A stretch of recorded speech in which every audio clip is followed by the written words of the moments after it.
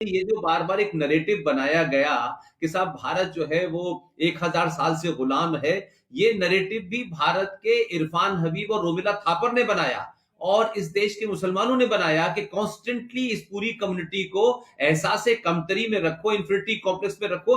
जबकि जबकि ओमेन जी का कहना है कि हम इस तरीके से गुलाम नहीं रहे हैं, कभी भारत में मुगलों का पूरा राज नहीं हुआ है, और जो बहुत सारी लड़ाइयों, खासतौर से जो राजस्थान की बहुत से युद्ध थे, उसके बारे में कुछ नई रोशनी जो है डॉक्टर ओमेन जी बार बार कहते रहे। डॉक्टर साहब, आप जरा सा अपनी बात बताएं।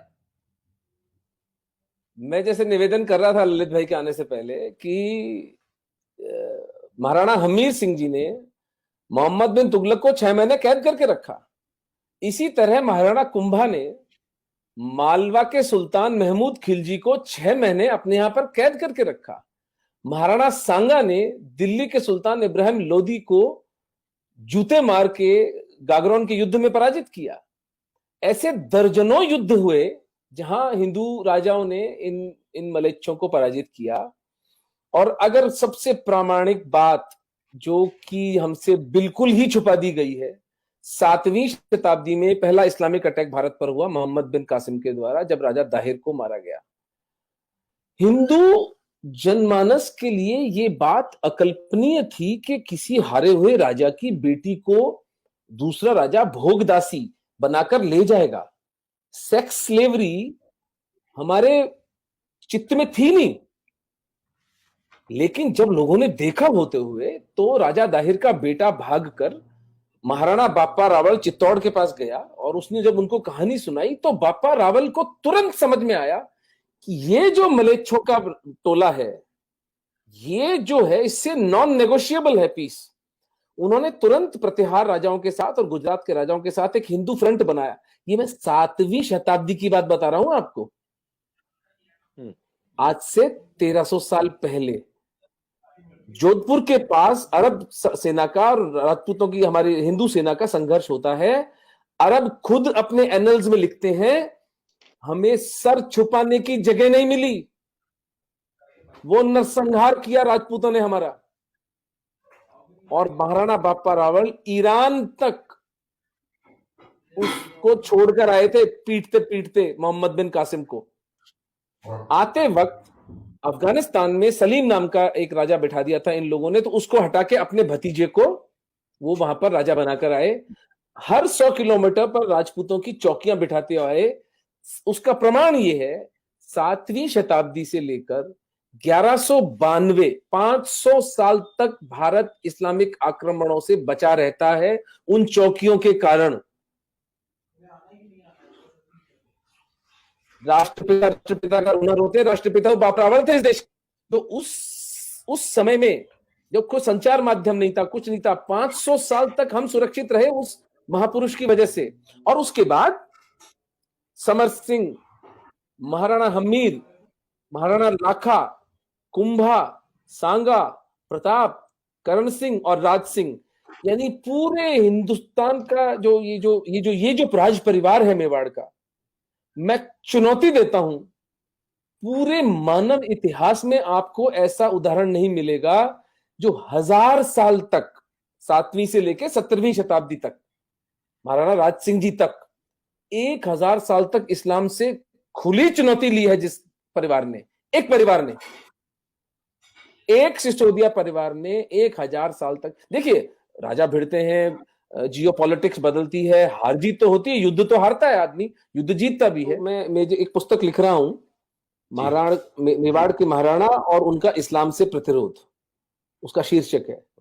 तो उसमें मैंने जो एक चैप्टर जो है पूरा इस पर लिखा है कि द लाई कॉल्ड दिल्ली सल्तनत, दिल्ली सल्तनत नाम का झूठ, और मुगल एम्पायर भी झूठ ही था। देखिए एम्पायर जब होता है ना कहीं, तो वो क्या उसके मानक होते हैं, वहां कोई टैक्सेशन हो, वहां पर कोई आर्ट हो, कोई कॉमर्स हो, ट्रेड रूट्स हो, वहां के लोगों के क्या लिटरेचर पे कंट्रीब्यूशन था, आपको मिलता है कोई 150 साल के मुगलों के राज के अंदर?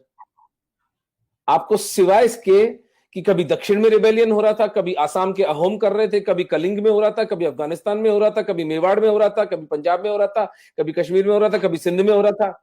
ये सिर्फ इस देश को अन्य अन्य हिंदू राजाओं के साथ मिलकर मैनेज कर रहे थे, जिसको कि मुगल एम्पायर कहा गया। यानी झूठ की भी कोई सीमा होती है। और दिल्ली सल्तनत वॉज अ जोक। मेहरौली से लेकर और यमुना तक का राजा थे, और ये लुटेरे थे, ये कोई क्रिएटिविटी इनकी थी नहीं। मर्सनरीज थे, पैसे के लिए लोगों की हत्याएं करते थे, लोगों को मार डालते थे, स्त्रियों का शोषण इनका धंधा था। और हिंदुओं को ये बात अच्छी तरह समझ में आई, और हम कभी गुलाम नहीं रहे, एक क्षण के लिए हम गुलाम नहीं रहे। क्योंकि यदि अगर हम गुलाम 10 साल के लिए भी एक छत्र राज हो जाता है इनका, तो एक भी हिंदू नहीं मिलता सर यहां पर।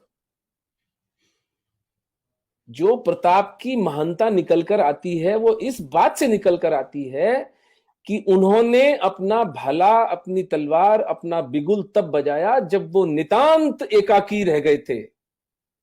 ईडर, आबू, बांसवाड़ा, डूंगरपुर, मालवा, आसपास के सब राज्य अकबर के समर्पण कर चुके थे, एक प्रताप नहीं झुके। आज अगर हम हिंदू हैं तो एक प्रताप के कारण।